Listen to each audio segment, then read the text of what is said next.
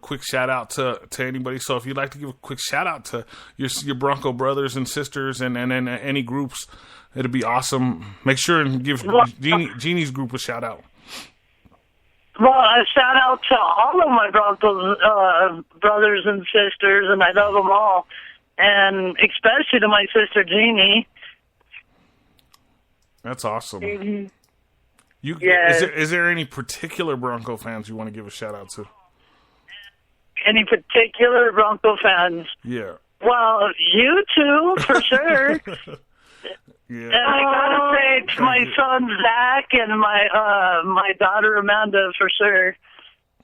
Oh, that's awesome. They're just as diehard as their mama is. Hey, we're raising our kids right, aren't we? Yes, we are. Yes, we are. However, I have one Green Bay Packer fan son, but I love him just as much. Oh, that's cool. That's okay. At least it's not a Raiders or Chiefs fan, then we're good. We're cool. Yes, we are. So before we go further, since we're talking about the AFC West, let's talk about the Chefs are off this week. So breaking news: the Chefs lost in the bye week. Okay, forget about them. But so the Raiders and the San Diego Chargers play each other this weekend. Do you have predictions on that game? I hate to say, I think the Raiders probably going to win that game. I have to agree. I think they will too. Okay. Dang it. I'm gonna go with. I know exactly. I'm gonna go with the Chargers on this one because I got to watch the game that the Chargers won, and the Chargers are not very good at all. They even stunk it up in the offseason. The thing I saw about the Chargers, though, in all the games that they have, they keep fighting. And the Raiders, they're a team that plays and they put up some points, but they don't keep fighting all the way to the end. This last week, they beat Baltimore in a last-minute call. But if you watch the previous games, they get lackadaisy as far when the game keeps going on. So I don't see the Raiders winning. And between the Raiders and San Diego, I always call it the Toilet Boy Championship, the Toilet Bowl Championship. It's like who's going to be the champion this year? The Raiders, the Toilet Bowl champion, the Raiders, or the Chargers? So my pick on that is the Chargers this week. I know we don't really. I never want the Raiders to win, guys. How could you guys even say that? No. I don't want them to win. Trust and believe that. But I think they will in this one. Yes. Yeah, I have to agree with Rhonda. I don't really care for the Raiders, but they've been playing a lot better than San Diego, so I have a funny feeling that Raiders are going to beat San Diego. I was going to say, I hate to admit it, but I think they're looking a little better, than they have in a long time. Yeah. On paper, in all reality, the Raiders did better than 90% of everybody in the league. Let's just see if it transfers over to the field. Because like I always said, they're not messed up on the team. They're messed up from management and ownership down. So everything's just out of whack, out of place. They don't even know where they're going to live. So, I mean, they don't even know where they're going to be playing. So it's like, I feel bad for them for that sense. But as far as the all-around picture, I read between the lines, and I look at the all-around picture, the all-around landscape of it all, and I see that there's a lot more trouble than just on the field, any kind of on-the-field problems. So that's why I think the Raiders keep losing every year. Until they get that fixed, I don't see the Raiders even having a winning season. I still think they're going to be a 7-9 team this year. So that's my take on the Raiders this week. And San Diego, of course, is probably going to be about 5-11. So, I feel Phillip Rivers is getting into his twilight years, so he's gonna have some good games. So shout out to Phillip Rivers. It's cool, he's right around my age. So. Oh, wait a second here. You're making me older than I actually am. So it's fun, but it's exciting. So we're gonna get into some controversy this week that just came up. We thought we put it to rest. You remember, Brooke? We Yes. We thought it was all over. And so back in the headlines is Aqib Talib, and it looks like he's looking at a 4 to 8 game suspension. So I wanted to see what you guys take. I know nothing's been posted yet, but what I've heard, what I've listened to, people I've talked to, it's back on the table because it was the reason why it's back on the table because it was a criminal offense, and because they brought it into the justice system. That's why it's a 4 to 8 game suspension.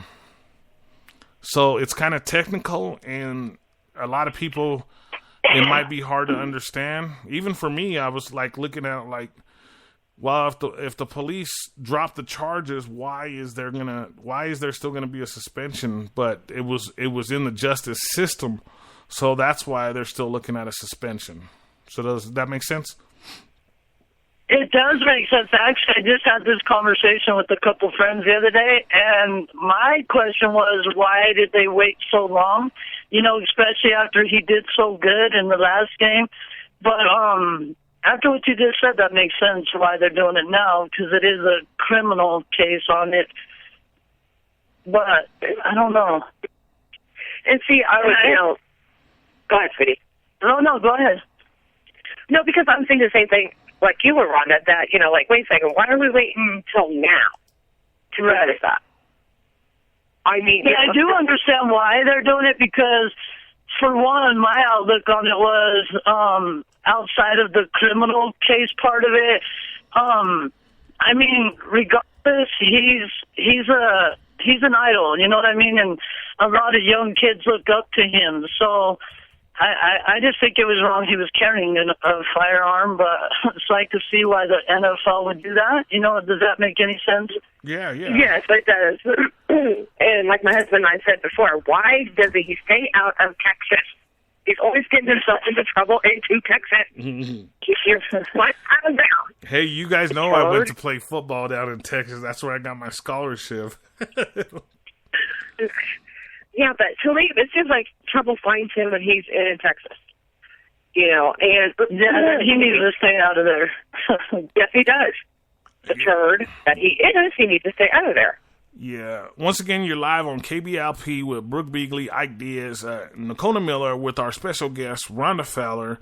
And we got some late-breaking news. SC just defeated the CU Buffs 21-17, which is... not very cool because that's my son's school. But I was bummed because I went and hung out with my brother for a little bit. And we were watching a KU LSU game. I think it was LSU. And they lost by one freaking point. KU did. Wow. Oh, my gosh. Wow. This 3 field goals in a row. Are you kidding me? So back to Talib for a second. So he counts $12 million against the cap next year. So, and that's the 9th highest paid corner in the league. So, do you think the Broncos, if he does get the suspension, do you think the Broncos go ahead and part ways to save that money? Or do you think that Talib is going to be, is going to look at it from the Broncos side and take a discount and to stay with the Broncos? How do you guys feel about that as far as the future coming up? Well, I hope he'll take the discount, as you say, and he'll stay with the Broncos. He's a great player. We love this player. You know what I mean? I was going to say, he is. He's a great player. Yeah. Yes. He's awesome. He comes in, he does his job on the field. It's just his awful. See, the reason this has escalated is because this is like the 5th incident off the field since he's been in the league. So that's why the league is looking at this, because 4 to 8 games sounds harsh. But in all reality, when things start to build up, when you have 4 or 5 problems, there is going to be a penalty for that. So I think that's why it's escalated to 4 to 8 games, and that's why that's being brought up, So I think, and that's understandable, actually. Yeah. Because that's a lot of incidents. Yeah. And I agree. I hope he does take a pay cut so he can stay with the boys. I, honest to God, hope he does. Because I love watching him on the field. I absolutely do. So do I. All of his mistakes. He's, when he did the Super Bowl, yeah, he got a couple penalties, and, he's got a couple penalties so far this season. But look what he's done in return. How many pick six does he have under his belt already? I mean, the season just started, too, basically. Yeah.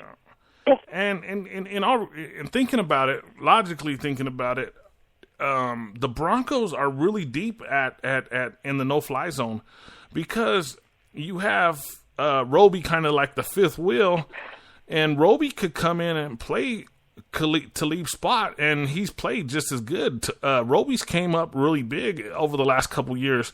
He's one of the reasons we even got into the Super Bowl and even won the Super Bowl at certain occasions because of his play. So I'm fully confident in Roby becoming. He's a littler guy, you know, because Talib's like about 6'1" or 6'2", and Roby's only about 5'9" or 5'10". We met him that night. Remember, I had sent some pictures, yes. and compared to me, he's a little guy, you know. A lot of these guys compared to me are little guys, but I still feel confident in Roby's play to step up and play, and not to mention there's still two more. There's like I think we have a third round pick. I have the names written down. A third round pick that we had this year at corner that's just developing, and over the next year or two is going to be, you know, they're going to know who he is pretty soon. And then we had a free agent come in. So the key to this is if Roby does get the suspension, I think that the Broncos are going to be able to renegotiate and keep him. If he doesn't get the suspension, I think the Broncos may cut him because of $12 million. It's going to hit him on the salary cap next year. So I think we may be without Talib next year. I didn't mean to say Roby. And I do agree that if we do end up losing Talib, Roby will be fine. I mean, he's just as good. So I'm not worried about it either way. I mean, I agree too. Right. I mean, I would hate to lose Talib. I really would. But if it came down to it, I'd be okay with it in all reality. Okay. Because we do have Roby. And Roby's proven that he's capable of, So I'm okay. A lot of reports are saying that Roby is overrated as a corner. And I don't think so. I think the people who are saying that don't actually watch the games. They only look at the stats at the end of the games. So I think that's why he's overrated. I don't think he's overrated. I think he's underrated, in my opinion. Yeah, I kind of think so too because he's came up so big, and they don't see those plays where he comes up big, where he gets a fumble, or he pops a fumble out, or he makes that touchdown saving tackle. People don't see that. So when a lot of people are all about analytics. So when they look at the stats, that's all they see. So they don't see the little things that are done. With that. Another thing I want to bring up before we go is Von Miller. Okay. I was talking about this with Ian from the Mile High Report, and shout out to Ian. And I left him a message on his thing and on his feed, and I said, if Von Miller tomorrow gets 4 sacks, do you think he could break the sack record? And he said, yes. And I think that if Von Miller gets 4 sacks tomorrow, for some reason, I think that Von Miller is going to terrorize the Falcons quarterback tomorrow, Matt. I think that the Von Miller is going to terrorize him, and I'm predicting 4 sacks by Von Miller. And I think this is Von Miller's year, and I think that he breaks the entire sack record this year. So I'd like to know how you guys feel about it. I know it's early. We're in our 5th game, and I'm talking about the sack record. But look at the last couple years of Von Miller's play, and then you take what Von Miller's already accomplished this year, and you move it forward, and you look at the numbers. Right now, if you look at the analytics, if he were to just have a sack a game, he would get to 22. Michael Strahan's sack total is 22.5. So basically, he'd be a half a sack at the end of the year. He'd be a half a sack behind Michael Strahan. So if he does to Matt Ryan what I think tomorrow, I think we start putting Von Miller in the conversation of breaking the record. And Rhonda, since you're our guest, let me know how you feel about that.